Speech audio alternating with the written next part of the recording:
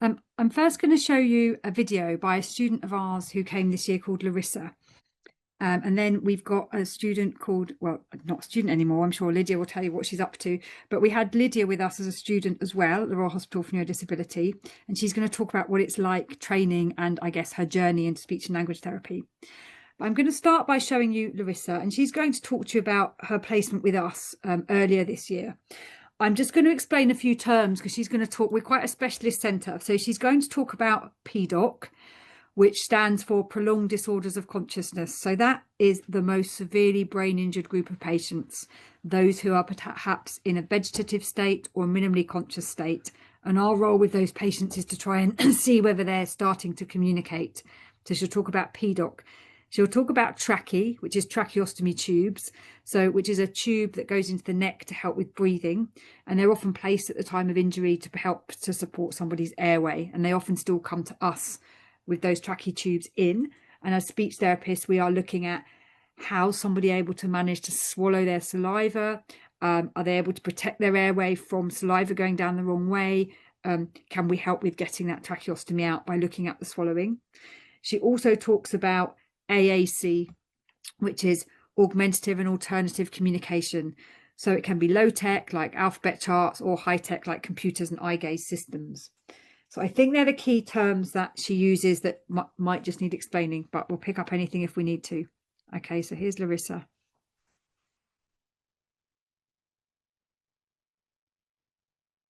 Hello, my name is Larissa Dixon and I worked on placement at the Royal Hospital for Neuro-disability this year, 2025. I gained a range of experiences through the training opportunities. For example, I completed a PDOC workshop, communication workshop, AAC, swallowing and tracheostomy.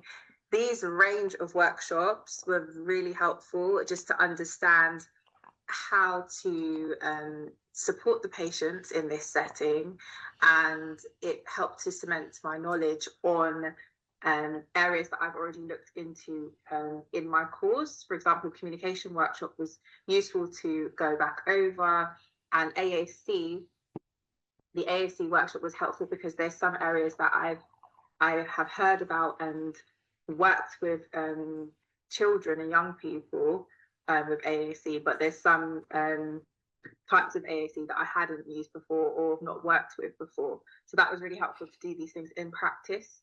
And the tracheostomy workshop was also really useful as well because it helped to relate immensely to the people that we were going to be working with.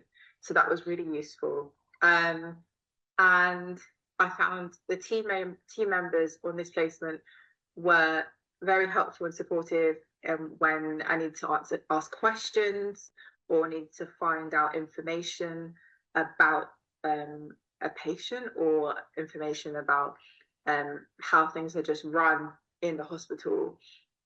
So any questions or queries that I had, they were happily answered by the staff members, and also with the staff members, there was opportunities to work with a range of staff members. For example, I worked with a music therapist, which I've never worked alongside. So that was very new and very interesting as well, because I didn't realize the joint working relationship that you can have with a speech and language therapist and a music therapist, but it did make sense when I worked alongside them.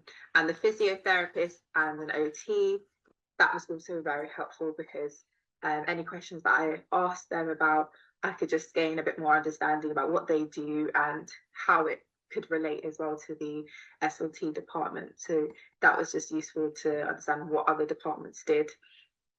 And especially when I was leading group sessions, that was another opportunity that I gained on this placement. I was able to work alongside my peers because we were all working with different people, but it was nice to come along and work with my peers as well, because that's something that is likely to happen in the future when working with other SLTs. So I enjoyed leading a total communication group alongside initially it was the SLT technician, And then we went and independently led the communication groups on our own, and the total communication groups. And it was very useful to get to know the patients more. And we all individually used our skills to work with these patients, which I found very helpful. And it helped me to understand how much information to give as well to the patients, and how to effectively run these groups to make it interesting and help them to communicate with each other in the way that is useful for them and helpful to them. And so I also enjoy getting to know patients. I like to build rapport with patients, and that was something that I was able to continue to do on this placement.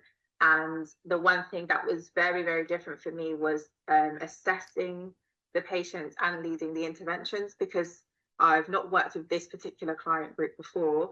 So it was quite different in the way that I had to assess the patients, because I was using an informal type of assessment, but different to what I expected. And it was really helpful to develop my skills and to learn another way to assess, rather than just using typical the CAT assessment or the Brisbane. And I think that helped me just to understand, okay, there's a lot more ways to do this in practice, because we have learned this briefly on the course, but I think it was helpful to just have that experience at the time. Okay. So the only challenges I would say is that I'm going to stop Larissa there. So she's talked about what it's like on placement. So she talked about peer. She talked about working with her peers. So you often go on placement in pairs, which is really nice, because then you have someone else to work with while you're learning. It means you can go and do sessions together, run groups together. It gives you that support, and that's a really nice thing. She talks about total communication, which I didn't explain. So total communication group, perhaps she will have been running it with one of our therapists, and then perhaps on her own towards the end of her placement with another student.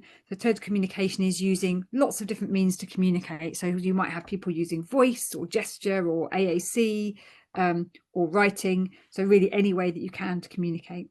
And then she talks quite a lot about the MDT, so getting to know what physios and music therapists can do. And it's really key. So wherever you would work as an SLT, you would work with different team members in different ways. So Lydia, I'm going to hand over to you now. Perhaps you can remind everyone when you were a student with us and what you're doing now, because it'd be great to hear. Thank you so much. Okay, great. yes, indeed. Hi, my name is Lydia. I worked with Larissa and another student at the RHN this year in the spring, and I'm going to talk to you a little bit about student life and job. Yeah, so talking a little bit about what it's like to study speech and language therapy. So I'll start with my journey into speech and language therapy and how I found out about it and why I wanted to apply. So I actually came straight from my undergraduate and I studied linguistics at UCL. I really enjoyed linguistics. I loved learning about languages, but I found that my degree was very theoretical, extremely theory-based and not very applied, especially in my first year. But in my second and third years, when I had an opportunity to take some optional modules, I got to branch out a little bit and I took some modules investigating language in dementia, as well as in developmental language disorders. And I looked at language that's been impacted by aphasia as a result of a stroke or traumatic brain injury. And I found that I really liked this applied version of linguistics where I could take what I knew about language and language change and apply it to real life situations. And I realized that this might be something that I wanted to research further and maybe pursue a career in. So I knew that when it came around to my dissertation, I wanted to just learn as much as I could and really try and tailor my degree to potentially moving it forward into a degree in speech and language therapy. So I did my dissertation exploring language impairments, specifically pragmatic language impairments in autism in children. And through my degree in linguistics, I found out that the department also did a master's in speech and language sciences. And I knew that that's what I wanted to do. So I started looking at different opportunities for experience, which I did alongside my degree. You don't have to take a year out between your undergraduate and your master's, but you do need to have this relevant experience. So I took my summer in my second year to really try and build my experience up, and then throughout my final year of my undergrad. So predominantly I worked with an aphasia charity called Discover, and I worked with them in their online conversation groups for people with aphasia who have had a stroke. And I would be in a group with 5 to 6 people with aphasia, and it would be my job to facilitate practicing conversation. So we talked a bit about total communication earlier. So that might involve me encouraging other members of the group to think about different ways that they can communicate, maybe using gesture or writing down words. And it was my job to make sure that there was a continual shared understanding and that everyone had a chance to speak. And for me, that really consolidated that I really wanted to do speech and language therapy because I could hear firsthand from the members how therapy and practicing conversation like this could help them. I know that one member said that they were practicing to do a speech at their daughter's wedding.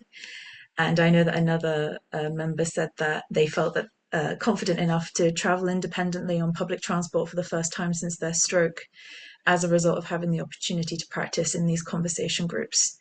So that was a really great experience for me, and it was a really good insight into the work of a speech and language therapist. And I got to pick the brains of the speech and language therapists who worked there and got to know a little bit about the experiences they got prior to pursuing their degree too. I know that we've talked a little bit about shadowing opportunities, and I know that it can be quite tricky to sometimes get shadowing opportunities, but I found that some private therapy groups offer work experience days. So I did a couple of work experience days with Sarah Buckley Therapies. I checked their website recently, actually, and I think that they're going to be doing some more in the upcoming year, if that's relevant for anyone. And then I also looked at getting some just experience working with children as well, because most of my experience was volunteering with adults at this point. And I know that for my university, I studied at UCL. They like you to have some experience in adults and some experience working with children. So I volunteered as a mentor at a secondary school, and I also did some observations. I went into a primary school and I observed the TAs there doing interventions with students who needed some extra support. And I also spoke to the SENCO at that primary school about getting working with speech and language therapists. Also, we've talked about personal experiences. Something that really pushed me towards speech and language therapy as well is witnessing the impact of dementia on my grandmother and also on our wider family. And I saw the impact that speech and language therapy can have, and also that therapy isn't just for the individual, but it supports an entire family unit. And I saw the impact of that, and that really inspired me to want to be a part of something. So I'll talk a little bit now about my experience as an SLT student. And I'd just like to point out that this is going to be mainly from the lens of someone who studied at UCL. A lot of these things are applicable to all universities, but some more specific details I can only speak from my experience. So in terms of teaching, every speech and language therapist that I spoke to before I started said that speech and language therapy as a degree is very intensive, but extremely rewarding. And I definitely found that to be the case. It was such a great experience, but it was something I really had to work hard to achieve. So the degrees typically have high contact hours as there's a lot of content, but that meant that you really get to know your professors very well and your peers, and it felt like a very supported environment. The degree is very mixed theory and practical because of that placement-based element, and the best way for me to feel like I've properly learned something was to hear about it in a lecture, and then you'd go to placement and you'd be faced with a real life case where you could apply that knowledge, and I could really consolidate what I'd learned due to that real experience. I also found that on the course, I had really passionate peers. I think everyone who's applied to do speech and language therapy, who has gone through the interview process, and has got all of this experience is they're really driven, and it meant that we had really good class discussions, and everyone was really willing to participate in workshops and small groups. Yeah, and teaching was mainly lecture based, but we also had small group work and tutorials, so it fits a different range of learning styles. Touching on peers again, students came from a wide variety of different backgrounds, in terms of age, in terms of whether people had come straight out of an undergraduate or had been working for a long period of time, the variety of different degrees. I know I came from linguistics, but I know on my course there were people who came from degrees in drama, degrees in music, but everyone had different experiences, so that meant that everyone had different strengths, and it made us a really good support system for each other. So where some people had weaknesses maybe in uh, research methods, people who had studied psychology could support them. So I know that our group made a lot of study groups together, and that was really helpful. I also found that due to the high amount of contact hours, I was able to form some really close friendships. And that was great because we were able to learn from each other's experiences on placement, and also we supported each other by making revision groups and studying together. In terms of assessments, on the UCL Masters, it's a 2-year course, and our assessments were spread across the years. They could be online, face-to-face, spoken or written. And coursework is mainly essays, but there's also that placement-based component that we've already spoken about. At UCL, I know we do a project, a dissertation in our second year. That is the same for some universities, but I'm not sure if all universities do that. And I know that organising my time well was really important to stay on top of working on assessments and also keeping up with my classwork. So I know that the one thing that everyone really wanted to know about before they started was placements. So I've actually put all of the placements that I did at UCL on my presentation. They were spread across 2 years, and at UCL we do 5 different placements. My first year was mainly children, and my second year was adults. So yeah, I felt that I got a really wide variety of experience because they try to give you, the people who allocate placements try to make sure that you get a real breadth of experience. So I worked in many different settings, primary schools and community, for pediatric settings, and then for adults I worked in acute stroke. I worked more broadly in acute speech and language therapy, helping people across the hospital with swallowing and communication needs. And then my third and final placement, which I'll talk a little bit more about, was at the RHN, and I worked with the brain injury service. The staff really treated me as a member of the team. And as it was my last placement, they really helped me with my independence and feeling ready for the workplace. So my last placement was definitely the one where I took on the most responsibility. I had my own small caseload that I went to see, with the support of one of my PEs, my practice educators. I had experience booking sessions, booking rooms, doing therapy sessions independently, as Larissa talked about, doing some group work, and I saw a wide variety of different patients, patients with aphasia as a result of traumatic brain injury or stroke. I also saw individuals with apraxia, that's a speech motor planning disorder, and also dysarthria, a speech disorder as a result of weak muscles. And also CCD, a cognitive communication disorder, where there are communication impairments as a result of difficulties with potentially memory or attention. So as we've talked about a bit, students document what they do on placement, and we make a little diary, and that is used as evidence that we have fulfilled our placement competencies. And I know as students we were a little bit concerned about traveling to placements, but that is taken into consideration, the length of time, and also financial support for traveling should be available through the NHS Learning Support Fund, which I encourage you to have a look at if you haven't already. There is funding available through the NHS. In terms of applying for jobs, everyone takes a really different path after graduation in terms of applying to jobs, but I can only speak from my experience. So I finished my degree in September, and as we've talked about already, in order to practice as a speech and language therapist, you need to be HCPC registered. So throughout October, I've been working on my HCPC application and getting all my documents together. By November time, I should be an HCPC registered speech and language therapist, at which point I'm going to start looking for jobs. In the meantime, I've been really trying to consolidate where I want to work, what area I want to specialize in, and also thinking about interview prep. So for me, I think I want to start in a stroke, want to specialize in stroke. I've been weighing up between acute and stroke or a rotational placement, but I think I want to go into stroke. And yeah, some people go straight into work after they finish their degree.